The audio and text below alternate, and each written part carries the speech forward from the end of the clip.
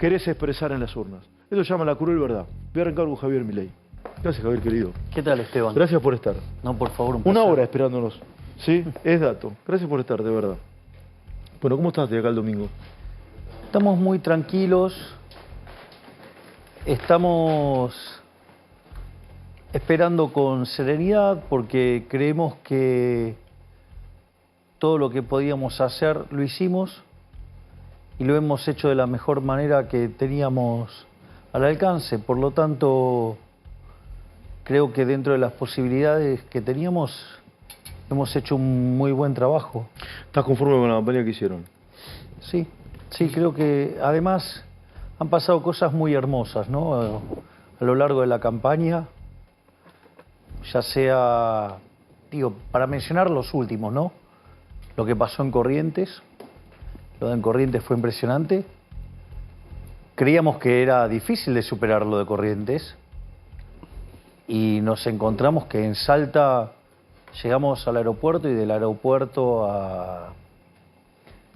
al hotel había 3 kilómetros de cola de gente recibiéndonos. En Salta. Sí, y eso auguraba un acto interesante para la caminata, la caravana, perdón, y hubo más de 60.000 personas. Es verdaderamente estremecedor, o sea, una cosa es decirlo, otra cosa es estar ahí viviéndolo. Y después, lo de Mar del Plata también estuvo muy bueno. Y ayer estuvimos en Moreno y Lomas de Zamora, ¿no? En Lomas de Zamora y en Moreno, exactamente. Y también pasó algo muy interesante, ¿no? Que una de las personas me trajo una bandera de Israel. Y a mí me parece que eso como reflejo de la batalla cultural es muy fuerte. Quiero hablar bastante de eso, si me permitís hoy, de la batalla cultural. Pero antes, porque lo hablamos fuera del aire y te lo quiero preguntar, ¿qué es esto de viejos meados? Mira, sé que es una anécdota quizás, pero te lo quiero preguntar. Mira, a mí, yo te diría, Twitter es una cloaca, es un lugar extremadamente violento y si hay alguien que es muy violento en las redes, es la gente Juntos por el Cambio. Que se caracterizan por esta situación fatalmente arrogante, como se vio en el video. Lo del video es muy fuerte, ¿no? Es decir, algo así, es una suerte de una falacia ad hominem, o sea, vos estás equivocado porque sos joven, por decirlo de alguna manera. Y la realidad es que cuando yo miro los últimos 40 años, los jóvenes no estuvieron eligiendo todos estos desastres que hemos estado padeciendo, ¿no? Por lo tanto, me parece que primero una construcción inválida y empíricamente cuestionable y, sobre todas las cosas, muy autoritaria, ¿no? Porque en el fondo es, si vos no me votás a mí, estás equivocado. Y eso, Juntos por el Cambio, lo enfatiza todo el tiempo. Es decir, si vos, o sea, no los votás a ellos, estás equivocado. Y a mí me parece que no es así. Vos votás a quien se te dé la gana y después, digo, qué sé yo, es post la vida, ¿no? Porque también pudiste haber elegido el candidato ideal y pasar un montón de cosas que reconfiguró todo y también te pudo haber ido mal, a pesar de que eras un excelente candidato. Entonces, me parece que eso es una cuestión bastante fea, la del video. ¿Te molestó? No, lo entiendo como de quién viene. No se puede esperar otra cosa de Juntos por el Cambio. Que de hecho ni están juntos ni son el cambio tampoco. Así es que, nada, lo tomo como de quién viene. ¿Pero no hay gente respetable? ¿Algún gobernador, intendente acaso en Juntos por el Cambio o no? Sí, pero el problema es que cuando se juntan prefieren ir por la miseria. Prefieren comportarse como miserables. Y en forma individual se manifiestan de otra manera, me decís vos. Sí, individualmente se manifiestan de otra manera, pero cuando tienen que hacer cuando entran en el cálculo político, para ellos vale todo. Y para mí no vale todo. Para mí se juega limpio siempre. Y Juntos por el Cambio juego sucio, decís vos. Sí, obviamente, sí. La cantidad de operaciones que me han hecho en el último tiempo es verdaderamente obsceno. ¿Qué es lo de la batalla cultural, Javier? Que se habla mucho, pero creo que nunca lo hemos conversado en tele. La batalla cultural tiene que ver con exponer frente a la sociedad los dos modelos que existen. A ver. Es decir, que por un lado vos tenés la tradición colectivista y por otro lado la tradición liberal. Y que yo creo que el sistema político argentino se debe a un ordenamiento de esas características.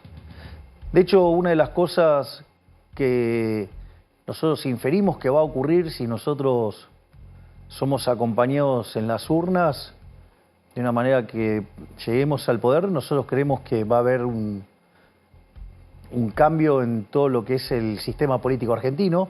O sea, va a dejar de existir Juntos por el Cambio como existe hoy, va a dejar de existir el peronismo como lo conocemos hoy. Unión por la Patria tal cual está conseguido va a dejar de existir para vos. Exactamente, va a dejar de existir y creemos que va a haber un reordenamiento en función de esta visión de si vos querés estar del lado de la ciudad de la libertad o querés adherir a alguna versión colectivista. Y me parece que eso va a ser algo muy útil para que la gente cuando vote, no vote engendros diseñados para ganar elecciones, sino que vote una visión de cómo funciona el mundo y frente a eso, cómo se actúa. Y eso no es menor. Vos podés entrar en... A ver, la batalla cultural tiene distintos aspectos. La batalla cultural se volvió más relevante, si vos querés, a partir de 1989 con la caída del muro. Frente a esa situación, Castro se queda sin plata. Entonces necesitaba tratar de seguir sosteniendo su mentira comunista de alguna manera, pero para eso necesitaba alguien que la financie. Caída la Unión Soviética no tenía recursos. Entonces, en el año 1990 se juntan, arman el Foro de San Pablo y el objetivo era la Unión Soviética Latinoamericana.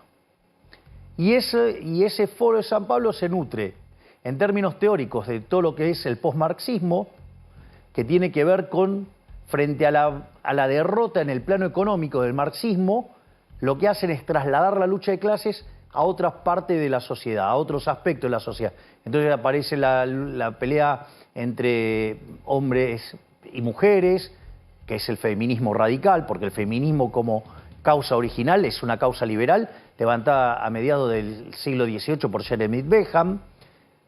Aparece, por ejemplo, el hombre contra la tierra, ¿sí?, que es el ecologismo, donde su faceta más sangrienta es el aborto. Por ejemplo, negros contra blancos, o pueblos originarios contra los ocupadores, o digamos, o todos los temas de las minorías, que en realidad es darle derechos que ya tenían. Entonces, cuando vos planteás eso, también hay una arista de esa batalla cultural que se da en lo económico. Ahí, sacando, digamos, acá que verdaderamente se atrasa mucho en el debate. ¿Tenemos un debate atrasado en Argentina? Sí. ¿Por? Porque los socialistas de distinto pelaje no cuestionan la productividad del sistema capitalista. Lo que cuestionan es que dicen que el sistema es injusto. Entonces, básicamente lo que quieren hacer es, en terminología de ellos, como domar a la bestia. De hecho, antes de meterme yo en política, una de las cosas que yo hacía dando charlas por el mundo es justamente explicar que no solo que el sistema capitalista es más productivo, sino que además es el único que es consistente con los valores morales. Yo no inventé nada, o sea, hay un libro maravilloso de un economista que se llama Israel Kirzner, profesor en la Universidad de New York, que se llama Creatividad, Capitalismo y Justicia Distributiva. Y él arranca el problema desde el minuto cero, dice, mire, el sistema capitalista tiene todos estos logros que lo ponen muy por encima del sistema socialista, pero se le achaca de que es injusto. Y él lo que dice es, bueno, si efectivamente el sistema está construido sobre bases injustas, no merece ser defendido. Y entonces él, utilizando el principio de apropiación de Locke y la idea de Hayek del mercado como proceso de descubrimiento, él llega a una noción sobre cómo funciona la economía de mercado, o de libre mercado, o de libre empresa, y demuestra que no solo que el sistema es más productivo, sino que además es el único que es moralmente correcto, que abraza los valores correctos. Entonces, eso lo que hace es que, digo, definitivamente vos defiendas el sistema, no por una cuestión utilitarista, Sino moral. sino porque abraza los valores morales correctos. Fíjate la discusión que yo planteo en términos de eliminar el Banco Central. O lo podés ver en cualquiera de mis discursos en la Cámara de Diputados o en los discursos de Victoria. Nosotros siempre hay una argumentación moral, hay una argumentación técnica y hay un remate político. Fíjate el caso de eliminar el Banco Central. El principal motivo que yo levanto, y es el que nadie me discute, y nadie se anima porque nadie le da la cara para hacerlo, yo empiezo al revés. Yo le pregunto a cualquiera de los muchachos, ¿quién de ustedes está a favor del robo? Sí, todos te vamos a decir que no. Ese es el primer argumento. Sí, lo explicaste Bueno, muchas veces. pero justamente, el primer problema con el Banco Central es un problema de índole moral, que robar está mal. Es decir, porque si yo ahora agarro una fotocopiadora y empiezo a imprimir billetes y les quiero cambiar las computadoras, los vasos, los zapatos, el reloj, lo que fuera, por esos billetes, ¿no me lo vas a aceptar? No, estafa. Porque es una estafa. Ahora, y bueno, ¿y por qué lo puede hacer? ¿Por qué no lo puedes hacer vos, él o cualquiera de nosotros? ¿Y por qué sí lo puede hacer el Banco Central? ¿No te resulta raro? Se está violentando el principio de igualdad ante la ley. ¿Por qué lo puede hacer entonces el Estado? Porque tiene el monopolio de la violencia. Es decir, te puede imponer el curso forzoso porque tiene el monopolio de la violencia. Y eso no es menor. Porque la consecuencia es que, por ejemplo, en los últimos 20 años, los políticos nos robaron con este mecanismo 280.000 millones de dólares. Este gobierno delincuente se afanó 90.000 millones de dólares con este mecanismo. Este es un gobierno de delincuentes. Sí, claro. Y con todo aquel que te revienta con emisión monetaria es un gobierno de delincuentes. ¿Y sos presidente, los vas a denunciar? Vos sabés que es muy interesante. Hay un libro de Ricardo Manuel Rojas que se llama La inflación como delito. Sí, me lo regalaste y lo leí. Claro. Bueno. En el primer programa que hice en esta casa. Él, digamos, justamente el argumento es mostrar que es un delito la emisión de dinero. Ahora, el punto es que no está tipificado en el Código Penal. Ahora, fíjate todas las cosas que están tipificadas en el Código Penal y un delito que hoy se lleva 25.000 millones de dólares por año, no es delito. ¿Me comprendés lo que te digo? Es decir, y a veces los abogados esto lo entienden bien. Algo puede ser legal, pero no es legítimo. Sí, por supuesto, claramente. Entonces, claramente. Cuando viene alguien y viene a tratar de rebatir de la dolarización, que es la forma vulgar que se conoce nuestra propuesta, la pregunta es, ¿estás a favor del robo? ¿Estás a favor de que los políticos nos roben esta cantidad de dinero? ¿Me comprendés? O, dicho de otra manera, Argentina entró al siglo XX siendo el país más rico del mundo. Sí. Bien. ¿Y el Banco Central cuándo se creó? 1935. Exactamente, y se creó por 40 años. Y se creó mixto.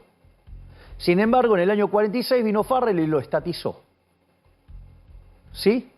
Ahora, antes de que tuviéramos Banco Central, la inflación era del 0,9% anual.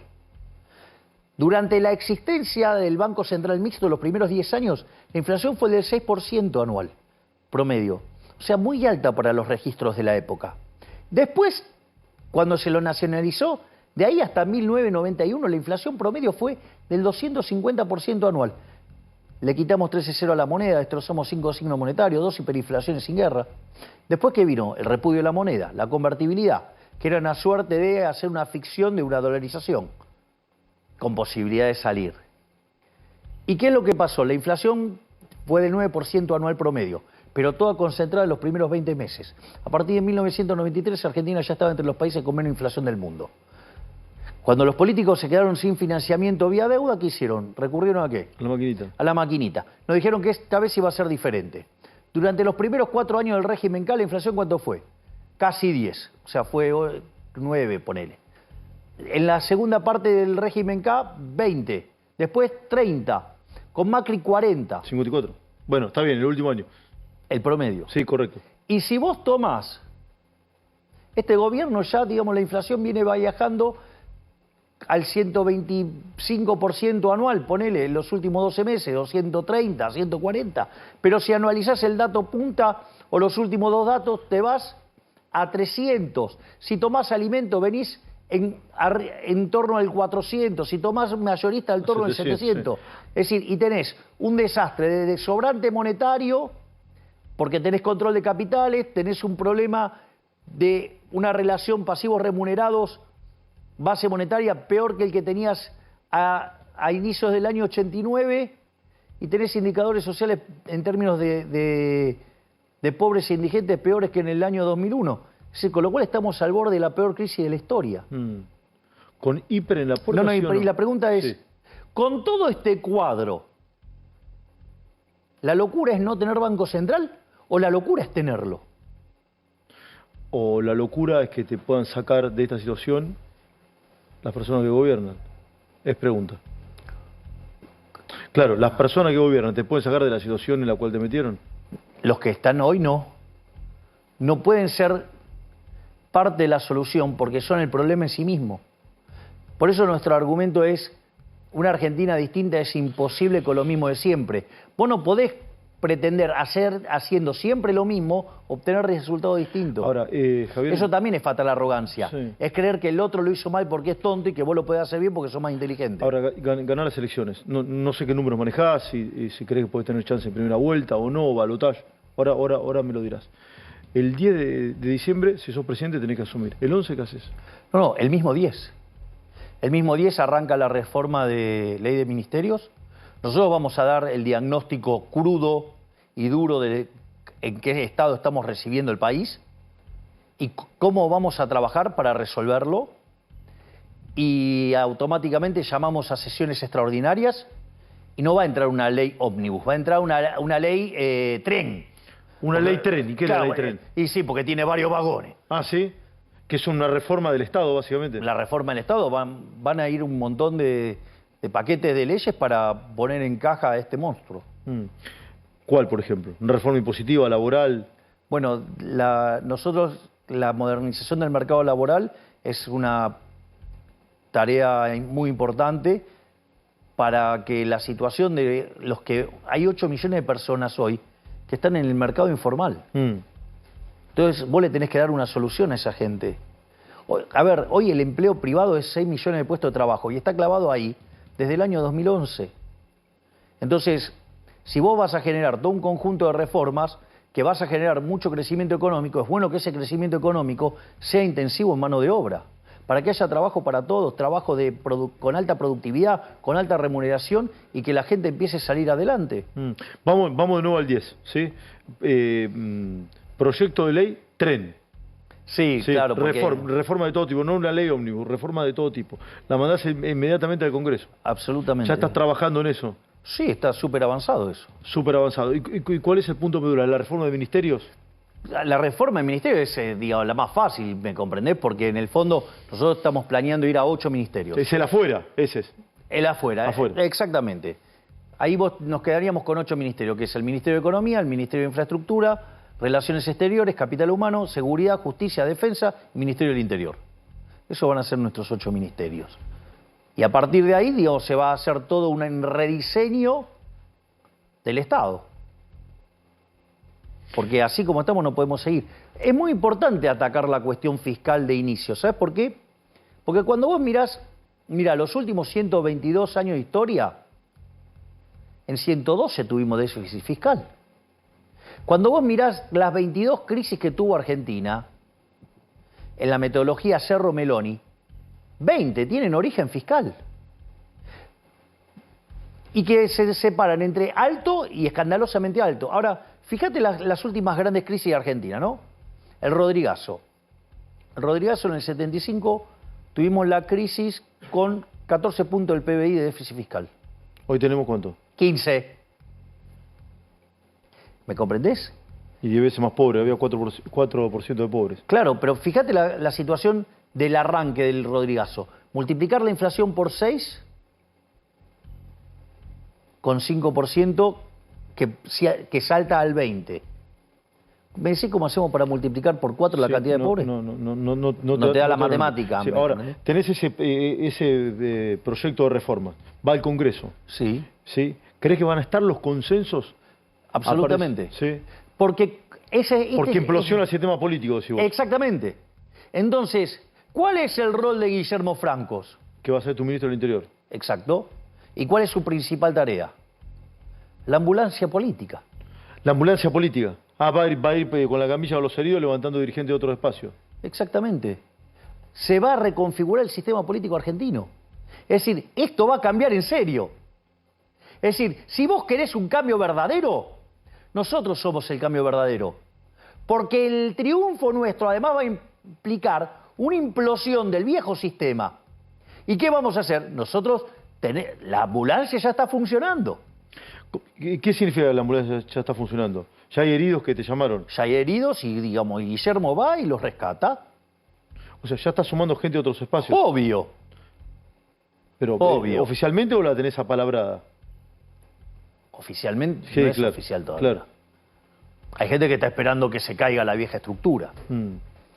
¿Y vos lo das como un hecho que esa estructura se va a caer? Sí, es claro. Porque no solo fracasaron en los resultados, sino que además fracasaron políticamente. Porque vino un outsider y en 2 años los desplazó a tipos que están apoltronados hace años. Sí. Ahora con la ambulancia, va Franco con la camilla. ¿Te va a venir alguno de la casta? ¿Te van a venir casta? Vamos a ponerlo en estos términos. A ver. La pregunta es, suponete que vos fueras un votante de Milei. Sí. Perdón por la incomodidad No que pasa pueda nada, generar, no pasa pero nada. sabes que es un ejercicio, ¿no? No pasa nada. No, bueno, viste que hay gente que se pone... No, a mí no, yo no tengo ningún tipo de problema. Ah, bueno, pero Sí. yo pido la disculpa del caso de antemano. No pasa nada. Suponete lo siguiente, que vos fueras un votante de La Libertad Avanza. La pregunta es, vos me elegís a mí para hacer purismo teórico o para resolver problemas. Yo entiendo que la mayoría de la gente te va a votar es para resolver los problemas de la Argentina, sobre Bien, todo el exacto. económico. Entonces, es mi lectura. todos aquellos que se quieran sumar al proyecto que abraza las ideas de la libertad y que fue el que pusimos en marcha en 1860 y de ser un país de bárbaro en 35 años nos convertimos en la primer potencia mundial y que aspira a un futuro mejor para que dentro de 35 o 45 años seamos una potencia mundial. Todos los que quieran venir van a ser recibidos y todos los que quieran trabajar por esta Argentina liberal los vamos a recibir y les vamos a dar lugar, porque creer que esto se resuelve con 3 iluminados desde un escritorio es un poco naif. Hoy es el Día de la Lealtad, Javier. ¿Sí? Es un día importante para el peronismo. ¿Cómo es tu vínculo con el peronismo? A ver, yo creo que hay una parte del peronismo que está en condiciones de sumar. Hay un sector del peronismo que está en condiciones de sumar. Que claramente no son los kirchneristas. No son los kirchneristas. Que nosotros venimos, fíjate esto, nosotros de hecho venimos a terminar con el kirchnerismo. O sea, nosotros somos la única fuerza que puede terminar definitivamente con el kirchnerismo. No es que nosotros necesitamos mantenerlos vivos para tener con quién confrontar discursivamente sin hacer propuestas. Nosotros venimos a terminar con el kirchnerismo. Somos la única fuerza en condiciones de terminar con el kirchnerismo. No solo, es más, Carolina Píparo, en la provincia de Buenos Aires, está cerca de darle el golpe de gracia al kirchnerismo. Vos decís que tenés algo así, dijiste el otro día, que tenés como el ataúd para el kirchnerismo. Nosotros somos los que le venimos a poner la tapa al ataúd del kirchnerismo, sí, claro. ¿Y Massa está en ese kirchnerismo o no? Es un problema de cómo él resuelve internamente sus cuestiones. Él sabrá que, digamos, eso no es un problema mío, un problema de él. No, por supuesto, por supuesto. Sí, te lo pido como lectura. No sé, digo, qué sé yo. Es un problema de él. Yo no me meto en lo que hacen los otros espacios. Ahora, Javier, Digo, bastante tengo por resolver yo, lo que están en el mío. Ya lo sé, yo ahora te vamos a hacer algunas preguntas vinculadas con eso. ¿Qué paciencia querés que tiene la sociedad?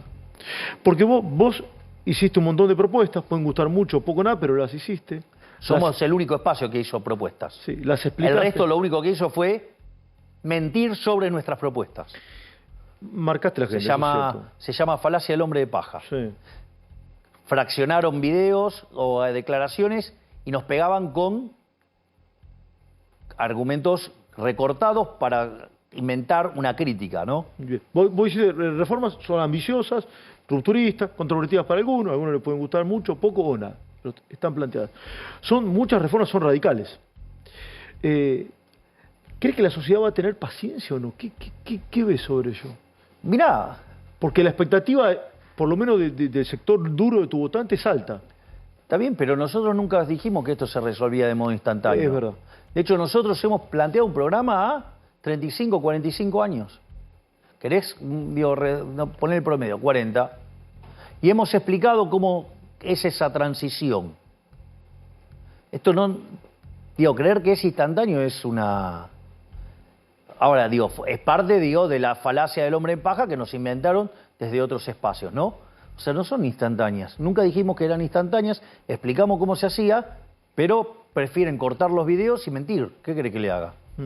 No, a ver, pero nosotros el primer día le vamos a dar un diagnóstico a la sociedad. De hecho, lo estoy haciendo. Lo hice en el debate, lo dejé bien claro en el debate. No es que yo esto lo digo hace 3 minutos. No, ya hace rato que lo digo. Y lo explico. Y yo digo, fíjate esto, es la primera vez que hay un candidato con posibilidades de llegar a la presidencia que dice que va a ajustar, que va a abrazar la idea de la libertad. Digo, es absolutamente impensado esto. Es decir, de todas partes del mundo están estudiando esto. Pero claro, nosotros, cuando hablamos de ajuste, nosotros especificamos quién es el que paga el ajuste. Acá históricamente siempre lo pagó el argentino de bien, el que labura. No, esto no es así. No va más eso. ¿Quién lo paga ahora? Lo va a pagar la política. ¿Quién lo va a pagar? La casta. Es decir, lo van a pagar los políticos ladrones, lo van a pagar los empresarios prebendarios, lo van a pagar los sindicalistas que entregan a sus trabajadores, lo van a pagar, los periodistas ensobrados, ¿sí? Los pauteros, o sea, los corruptos, y lo van a pagar los profesionales corruptos, que viven de mantener viva la llama de la religión del Estado. ¿Hay una religión del Estado? Sí, claro, obvio. Y porque de eso comen. ¿Come más gente de la que vos querés del Estado o no? Sí, obvio, come un montón de gente del Estado. Ahora, Javier, vos planteás todo de los empresarios, de los periodistas y de un montón de otra tanta gente. ¿Sí? ¿Dónde crees que tenés que hacer la principal reforma? ¿En qué sector? No, la principal reforma, la madre de todos los males, es el Estado. El Estado no es la solución, el Estado es el problema. La madre de todos los males es el Estado. Es el Estado. Sí. ¿Hay que dinamitarlo el Estado? Hay que llevarlo a la mínima expresión posible, pero sin que ello violente la sostenibilidad. Porque vos podés hacer un ejercicio teórico, ¿sí? Pero después la vida real no es sostenible. Es decir, si te explota todo no es sostenible. Entonces, justamente lo que nosotros hemos hecho en todo nuestro programa es incorporar restricciones sociales. A diferencia que los políticos incorporan restricciones políticas, no, la mía no se toca, la mía no se toca, la de él no se toca, la de mi amigo no se toca, nosotros no, esa se toca todo, lo que no se toca es la de la gente. Por eso nosotros no eliminamos los programas sociales el primer día. Bueno, ahí voy con eso. Estás hablando un poco de corrupción también. ¿Te gustaría que Insaurralde, por ejemplo, como emblema, termine detenido, preso tras la reja o no? ¿Te gustaría esa foto o no? Obviamente. ¿Te gustaría Insaurralde preso? Obviamente, pero esto es lo que hay que entender. La corrupción existe porque existe el Estado. Insaurralde, a ver, ¿cuál es el problema de lo Insaurralde? Insaurralde toda su vida trabajó en el Estado. Y con la remuneración que se consigue en el Estado, vos no podés tener la vida de un magnate. ¿Hasta ahí vamos? Sí, está aquí, es clarísimo. Con lo cual eso, digamos, sí. O sea, no, porque si de repente, no sé, viene un empresario que su dinero lo gana honestamente en el mercado y quiere estar, digamos, en un barco mucho más grande, y digo, qué sé yo, a mí me pasó, no sé, en una de las reuniones del G20 y del WEF y todas esas reuniones en las que yo participaba, llegó un empresario en un transatlántico. Y no tenía una chica, había 300. De hecho, yo estaba cenando en el barco de al lado. Y se quejaban del ruido del otro barco, de este empresario, que entre otras cosas tiene un equipo de fútbol. ¿En Estados Unidos? No, en Inglaterra. El que se quiso comprar... ruso. Exacto. Ruso. Abramovich. Abramovich. Entonces, lo que digo es, si vos te gastás la tuya, problema tuyo, ¿qué me importa? Si vos te la ganaste honestamente, no es mi problema. Ahora, quiere decir que lo de Insaurralde es la manifestación de la corrupción. Insaurralde preso. Claro, pero vos fíjate esto, lo vas a ver en otras cosas. Yo creo que alguna vez te lo conté. Cuando yo fui propuse lo de donar la dieta, que además la idea es de mi hermana. Vos fíjate esto. Yo recibí 7 denuncias para que me expulsaran de la Cámara. Te querían echar por donar tu sueldo. Exacto. ¿Y 5 sabes de dónde vinieron? ¿De dónde? De Juntos por el Cambio. No solo eso. ¿Cuál es el problema de cuando yo empecé a donar la dieta? Que te enteraste cuánto ganaba un diputado. Sí, eso sí. Entonces, te enteraste cuánto ganaba un diputado respecto al ciudadano promedio y respecto al ciudadano mediano. Y cómo aumentó. También hay una tuitera que siempre muestra cómo fue aumentando. ¿Entendés? Y eso los pone súper violentos conmigo. No solo eso, fíjate esto, que hay algo peor todavía. Porque eso es lo de menos. ¿Sabés qué era lo que más les molestaba? Que no pueden justificar el nivel de vida que tienen con esa remuneración. Entonces lo que te digo es, el sistema está todo podrido. Entonces, todos aquellos que quieran hacer un cambio, que quieran hacer tabula rasa de eso, y decir, bueno, paramos la pelota y a partir de ahora empezamos de vuelta y vamos a reconstruir la Argentina de Alberdi, bienvenidos. Y al que lo engancho robando le corto el brazo. No la mano, el brazo directamente. Al que enganchar robando, un brazo menos. Exactamente. Es metafórico, ¿no? Sí, porque después, no. van a venir con que Dios sea... Ahora, planes sociales. 1 de enero, 2 de enero. ¿Sí? Una persona que recibe el Progresar Trabajo, ¿lo va a seguir recibiendo? El Potenciar Trabajo. De hecho, ¿Lo va a seguir recibiendo? Sí, lo va a los planes sociales no se cortan. No se cortan. Los planes sociales van a ser redefinidos. Redefinidos, eso es una tarea fenomenal que está llevando a cabo la ministra de Capital Humano. Y tiene Sandra Petovelo, ¿no? Sandra Petovelo, sí.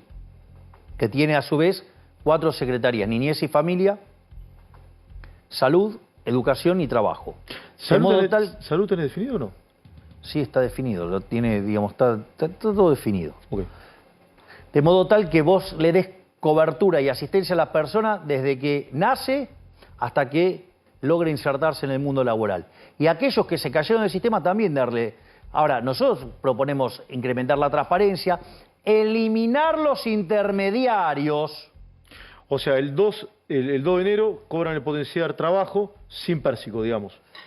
Vamos a hacer las reformas para que a la gente le llegue todo entero, como corresponde, sin intermediarios. Es decir, va a cambiar la lógica de la política social con nosotros. La política social de hoy, que es una política social asistencialista, que lo único que hace es crear esclavos. Sí. Lo único que hace es crear esclavos, ¿sí? Porque lo que hace es, te regala el pescado. Nosotros decimos no, nosotros cambiamos la política social. Nosotros vamos a una política social de capital humano. ¿Qué quiere decir esto? Que nosotros te vamos a enseñar a pescar, te vamos a enseñar a hacer la caña, y si es posible, nos encantaría que te conviertas en un empresario pesquero. Sí. ¿Ok? Entonces, lo que nosotros estamos pensando es una política social destinada a crear capital humano, que en el colateral, el efecto colateral de esto, es que vos creás individuos libres y no esclavos. Ahora, ¿entendés que es revolucionario? Sí. Pero nadie se queda fuera del sistema. Nadie se va a quedar fuera del sistema. Exactamente, nadie se queda fuera del sistema. Vos sabés que nunca te lo pregunté, te entrevisté varias veces acá y en la otra casa y nunca te lo pregunté. Para mí es muy nítido, pero te lo voy a hacer la pregunta. ¿Vas a privatizar la educación? No. ¿Va a privatizar la educación? No, eso es falso. ¿Vas a privatizar la educación? No. La educación en Argentina es pública. Sí. Puede ser de gestión estatal o de gestión privada. Exacto. Nosotros cuando pensamos el Estado, si vos querés, esto podría inexorablemente tengo que ir a la teoría. Vamos. Es como pensar un debate entre Rawls y Hayek o entre Rawls y Nozick. Y cómo vos lees el Estado. Yo creo que el que lo presenta con más claridad es Hayek. Hayek tiene un libro maravilloso que se llama Los Fundamentos de la Libertad. Ese libro son 3 libros. Viste que antes era, bueno, La riqueza de las naciones son 5 libros, o sea, antes se escribía así. Entonces cuando vos lees los 2 primeros libros, lees Hayek y tenés la sensación que estás leyendo Rothbard. Parece anarcocapitalista Hayek en los 2 primeros tomos, o en los 2 primeros libros. Cuando vas al tercer libro, dice, bueno, pero la gente quiere Estado. ¿Pero qué es la gente quiere Estado? La gente lo que quiere es un seguro. Entonces, vos lo que le resolvés con el Estado, si vos querés, es el seguro. Entonces, cuando vos lo entendés como seguro, entendés también el problema de Argentina. A ver, fíjate que yo esto se lo planteé en el debate. A quien más violentamente se lo planteé es a Massa, ¿no? Porque Massa en un momento, no sé, que me vino con los de la cardiopatía congénita. Y yo les planteé el disparate, ¿no? Porque fíjate esto. Yo tengo salud pública. Sí. Yo necesito hacer una ley para que la salud pública haga lo que tiene que hacer. Es un disparate. Y va de suyo que no. Y bueno, esa ley significa que vos le obligues a los hospitales a hacerlo. Pero entonces no lo hace, entonces hace mal su trabajo. Yo he escuchado, te lo quiero preguntar esto, pero que está ligado con esto. He escuchado en otro programa que me dijeron, pero va a sacar el calendario de vacunación. No, ¿cómo sacar? Es una locura. Bueno. A ver, vamos, se llama falacia del hombre y la paja. Y lo que quieren hacer es crear un monstruo porque quieren asustar a la gente. Bien, seguí que te interrumpí con eso, me parece importante. Entonces, ¿qué es lo que sucede? Nosotros estábamos con el tema de la educación. Sí, la educación y el Estado. Claro. Entonces, lo que nosotros... Y yo estaba hablando del tema de como un seguro. Y lo que fue el debate con Massa. Entonces, fíjate que en ese sentido le digo, a vos tu mentalidad estatista te está contaminando, le digo. Y explico esto de la ley, que era un contrasentido, porque hace una ley para que funcione algo que creaste por ley. Entonces quiere decir que lo hiciste mal. Y lo hiciste tan mal, el mejor indicio de que el Estado argentino es un Estado fallido fue lo que te pasó en la pandemia. Si nosotros hubiéramos hecho las cosas como un país mediocre, hubiéramos tenido 30.000 muertos. ¿Cuánto tuvimos? 130.000. Sí, un poquito más. Motivo por el cual yo acuso a este gobierno de gobierno genocida que mató a 100.000 personas. ¿Por qué? Porque me cobran una prima altísima. Y cuando se da el siniestro, falla. Cuando me cobran la prima para la seguridad y el país es un baño de sangre, otra vez, digamos, me falló el modelo. Y en realidad esto es independiente, digo, que esté de un bando o del otro. Por eso el verdadero cambio somos nosotros. ¿Qué? Porque ninguno... A ver, los otros se prestaron en la pelota. Durante los últimos 40 años no arreglaron los problemas. Y el único que quiso arreglar todos los problemas fue demonizado, hasta terminó preso. Habla de Menem. Obvio. ¿Sí? ¿Puede ser el primer Menem o no? ¿Puede ser el primer Menem? ¿En qué sentido? Sí, de las reformas. El primer Menem hizo un montón de reformas. Pueden gustar mucho poco nada, pero las hizo. Sería un honor lograr alcanzar los logros que tuvo ese gobierno. Es el mejor gobierno en la historia argentina. Lo dijiste muchas veces. Pero eso está documentado en un libro, en un artículo que se llama Passing the Buck, de Gerardo de la Polera, Bossoli e Irigoyen.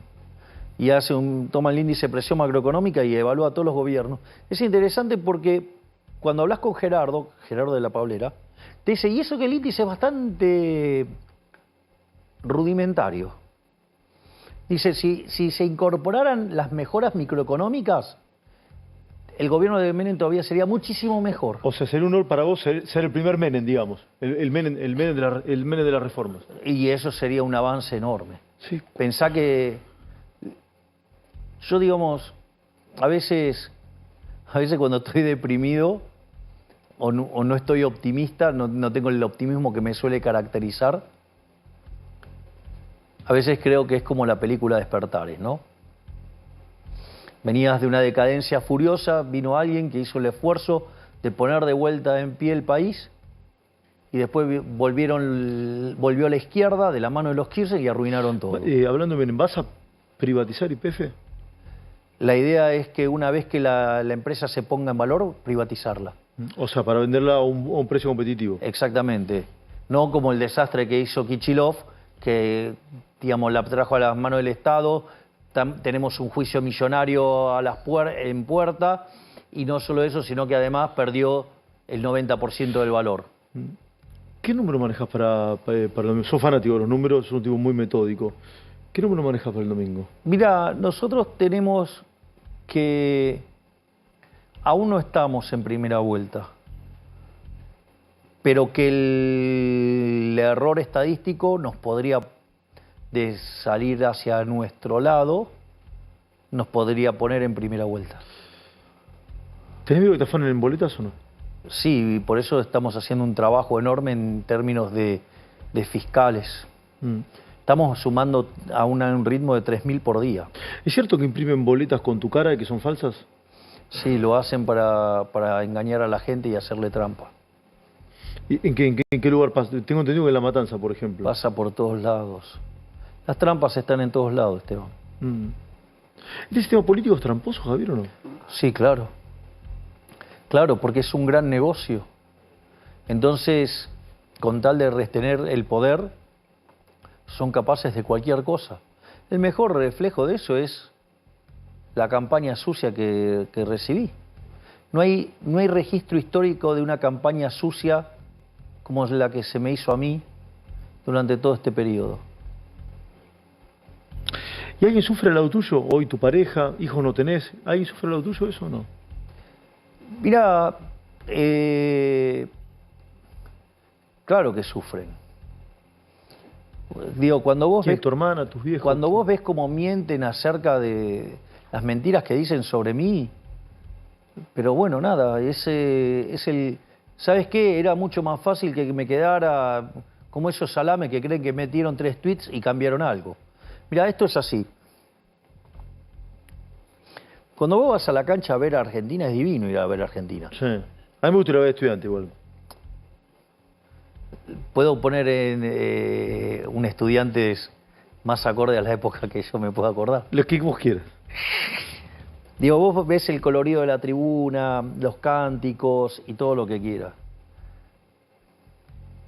Pero en ese Estudiantes de Bilardo, sí, del 82, ¿no? Sí, 82, 83, bien. Digo, vos por más que te gritaras, te pusieras a gritar en la tribuna, no, la pelota no se mueve. Es verdad.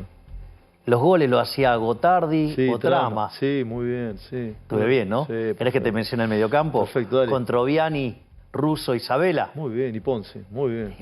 El Bocha Ponce. Muy bien. ¿Viste? Algo me acuerdo. Sí. El arquero era del Ménico. Sí, claro, muy bien. Algo, Muy bien. Pero bueno, digo, Y el Tata Bilardista- Brown era el capitán de ese equipo. ¿Cómo? Y el Tata Brown era el capitán de ese equipo. Sí. Y Cooper jugaba... No, Cooper jugaba Ferro. ¿Cómo era? No, el que... Camino. Camino jugaba de 4. Jugaba de 4. Exactamente. Y los números eran 2, 3, 4, Sí, 5. sí, es verdad, es verdad. No se usaban con... Sí, eran correlativos. Exactamente, ¿viste? Mirá cómo me acuerdo. Sí. Y vos decías que no te quisiste salir de la tribuna para ir a hacer el gol. Vos puede ser muy linda la tribuna, pero poné la pelota en el medio y decime si logra mover la pelota gritando desde la tribuna. En Boca los goles lo hacía Palermo. Sí. Sí. ¿Y quién va a ser tu Palermo en el gobierno? ¿Quién va a ser mi Palermo? Y hay muchos cracks. Yo estoy muy contento con la gente que estamos formando. Sí. Con todo hay alguno que por ahí dice cosas que no te representan. Bueno, hay que entender que los liberales no somos manada. Y nosotros además nos regocijamos en nuestras diferencias. Con lo cual, digamos, pero eso es algo nuevo para los políticos. Los políticos entienden la verticalidad, el siguana. Y la verdad es que si todos opinan igual, eso no es bueno. O sea, entonces nosotros nos permitimos tener diferencias. Por último, Javier, agradeciéndote. Mañana cerrás en Mañana En el cerramos Movistar en el Arena, Movistar sí, Arena. una particularidad, yo lo destaqué hoy en la radio, que va a ser la primera vez, creo que en la historia de la democracia reciente, que un catedrático, un académico, va a ser el principal orador, o después de vos el principal orador, ¿no? Sí, tenemos... primero va a haber una banda que va a estar la Power Up. Y después va a estar exponiendo Alberto Benejalich, hijo, que para mí es un honor. Imagínate que tener al máximo prócer de toda la historia de la Ciudad de la Libertad en la Argentina, tenerlo de telonero, me siento como los Rolling Stones. Sí. ¿Con quién pasa la final? ¿Con Massa o con Bullrich? Esperemos poder terminarlo en la primera vuelta.